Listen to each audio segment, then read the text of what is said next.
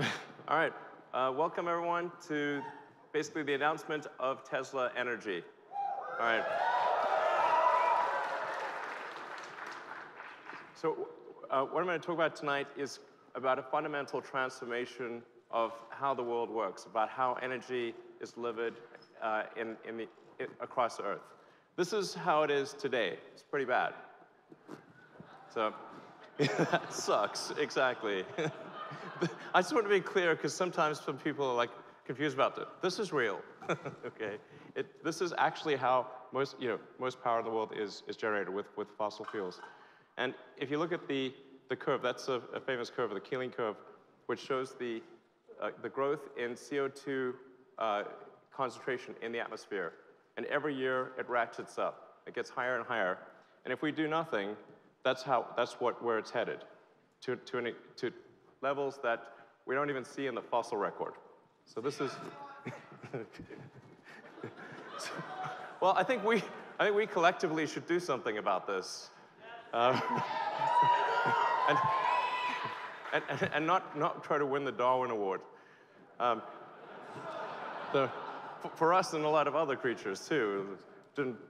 So the way the grid works today is this: you've got coal, you've got natural gas, nuclear, hydro, and then wind and solar, but not enough wind and solar, obviously. So that's sort of the grid typically in most countries.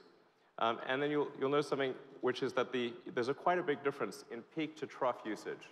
So the peak usage is typically at least twice the trough usage. So please bear that in mind. I'm going to reference that again later in the presentation. That's an important point.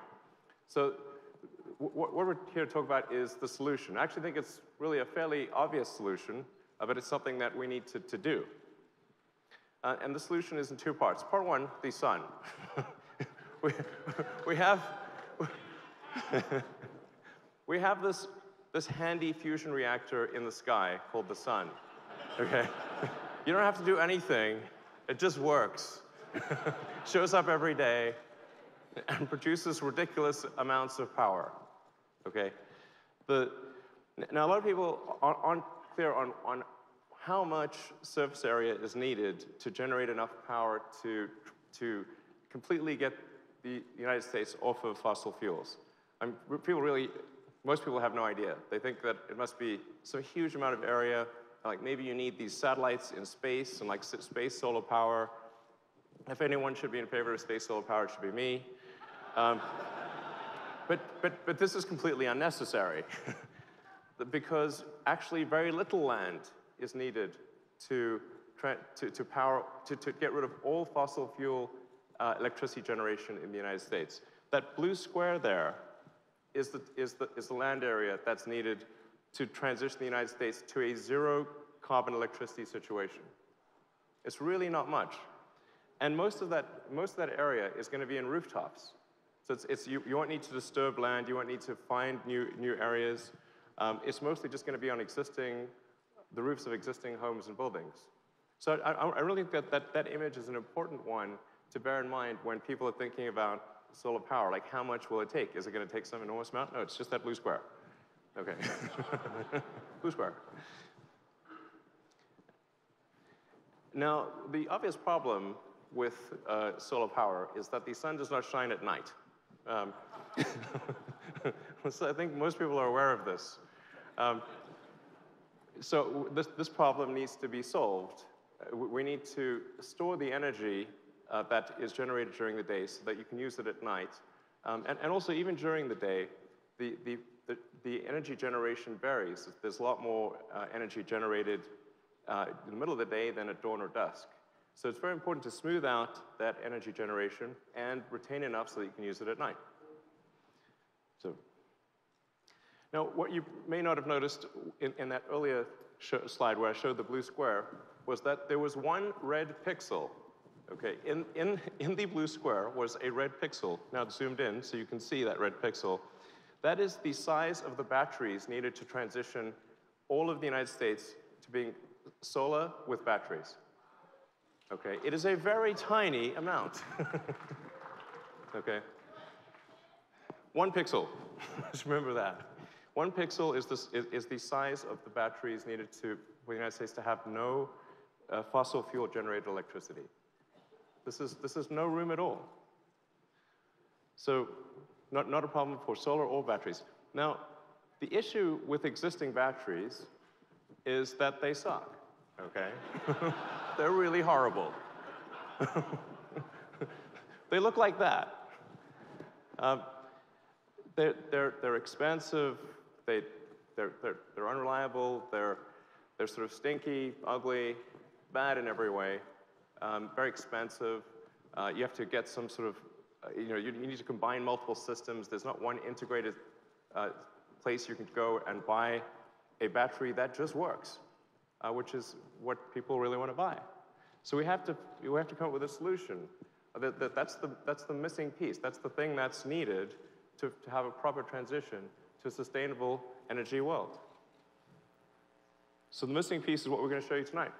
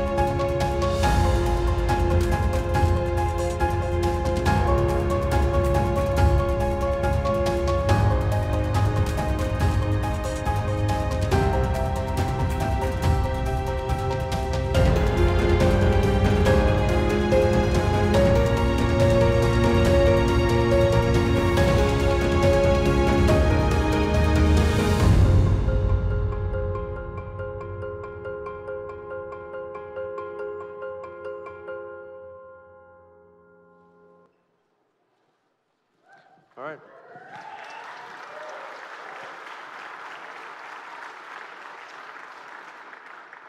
So this is a product we call the Tesla Powerwall. And if you look back against that wall, you'll see a whole bunch of them as well in different colors. So you can pick your favorite color, and it looks like a beautiful sculpture on the wall. So it's very important. I mean, I want to point out a few things that are very important about this. The fact that it's wall-mounted is vital, because it means you don't need to have a battery room. Okay, you don't have to have some room filled with nasty batteries. It means that a normal household can mount this on their garage or on the outside wall of their house, and it doesn't take up any room. I mean, it's flat against the wall. It has all of the integrated safety systems, the thermal controls, the DC to DC converter. It's designed to work very well with solar systems right out of the box. And it addresses all the needs. If you're thinking about sort of buying a battery, what does this provide you? Well, it gives you peace of mind. So if there's a cut in the utilities, you're always going to have power, particularly if you're in a place that's very cold. Now you don't have to worry about being out of power if there's an ice storm. You can actually go, if you want, completely off-grid. You can take your solar panels, charge the battery packs, and that's all you use.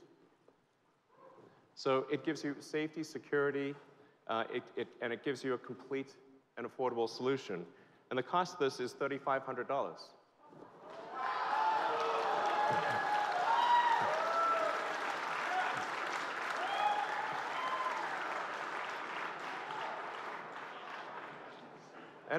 And it's designed so you can stack them on the wall. So if you look at the wall in the back, you'll see that there are some that are paired up. So you can have two. You can actually stack up to 9 of the Powerwalls. So you have, I mean, even if you've got a pretty big thing going on, you can have 90 kilowatt hours. That's a lot. And very importantly, this is going to be a great solution for people in remote parts of the world where there's no electricity wires, or where the electricity is extremely intermittent or extremely expensive. So you can take the Tesla Powerwall, and it can scale globally. And in fact, I think what we'll see is something similar to what happened with the cell phones versus landlines, where the cell phones actually leapfrogged the landlines, and there wasn't a need to put landlines in a lot of countries or in remote locations. So people in a remote village or an island somewhere can take solar panels, combine it with the Tesla Powerwall, and never have to worry about having electricity lines. And I think this is going to be great. Having electricity lines are not the most pretty thing in the world. So being able to just have this solution that just works wherever you are, I think is going to be incredibly helpful to people that don't have electricity today. So.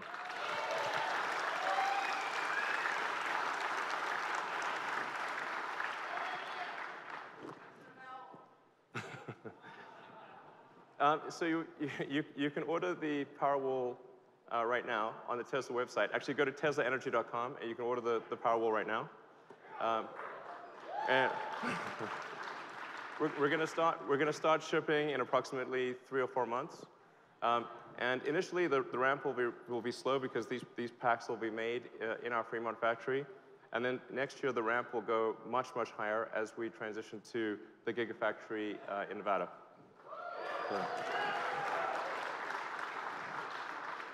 So this is a good solution for homes and perhaps for some small commercial applications. But what about something that scales to much larger levels? So for that, we have something else.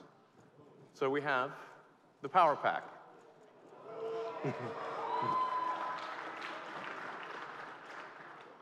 So the Tesla Power Pack is designed to scale infinitely. So you literally make this into a gigawatt-hour class solution. You could go gigawatt class or higher. And in fact, we already have one utility that wants to do a 250 megawatt-hour installation just using the Power Pack.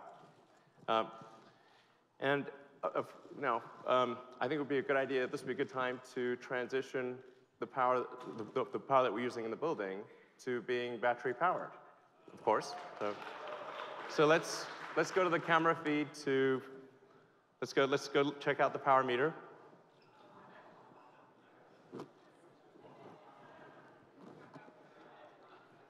Oh wow, the grid, it's actually 0. This entire night has been powered by batteries.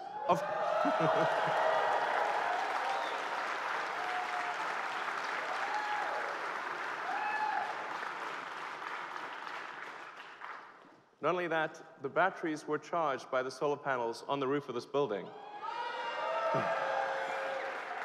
So this entire night, everything you're experiencing is stored sunlight.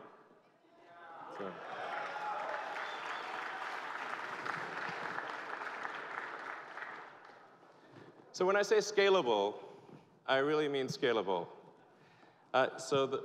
We can do gigawatt-class installations with the Power Pack. The whole system is designed, it's literally designed for infinite scalability. So we could power a small city like Boulder with a gigawatt-hour class pack, and we can keep going here. So what I want to do is explore what is needed, what's really needed to transition the world to sustainable energy.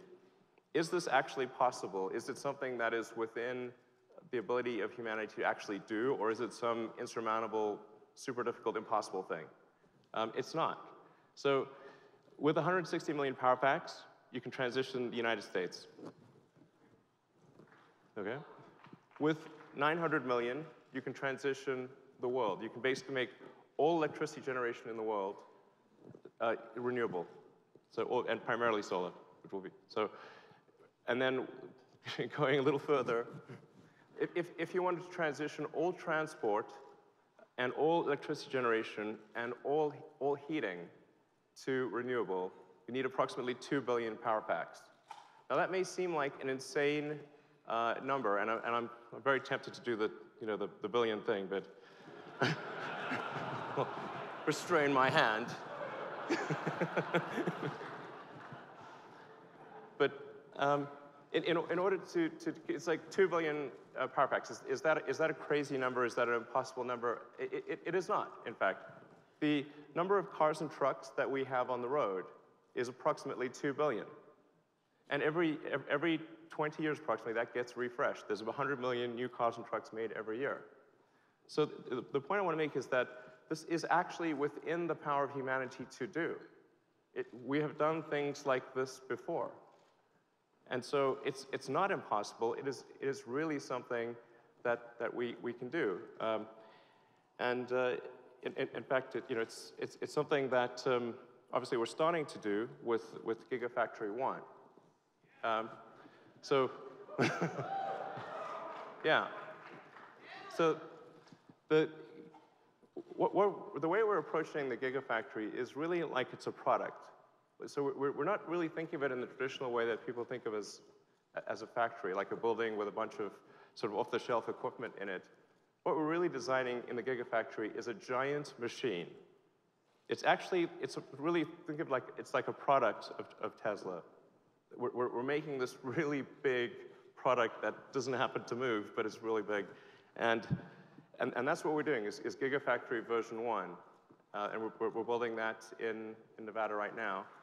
And there will need to be many Gigafactories in the future. And with, I do want to emphasize that this is not something that we think Tesla's going to do alone. We think there's going to need to be many other companies building sort of Gigafactory class operations of their own, and we hope they do. And the Tesla policy of open sourcing the patents will continue for the Gigafactory and for the Power Pack and for all these other things.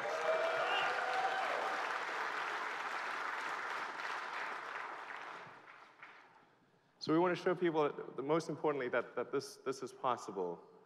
That if you look at that's the future we could have, where the curve slowly rolls over and goes to zero, no incremental CO2.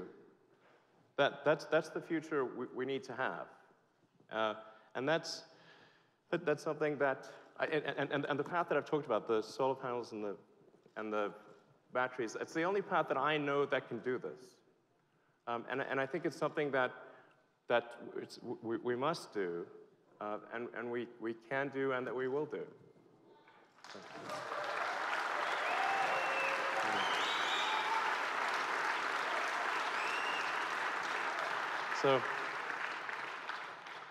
So thank you all for coming tonight, and I hope you had a great time. Thanks.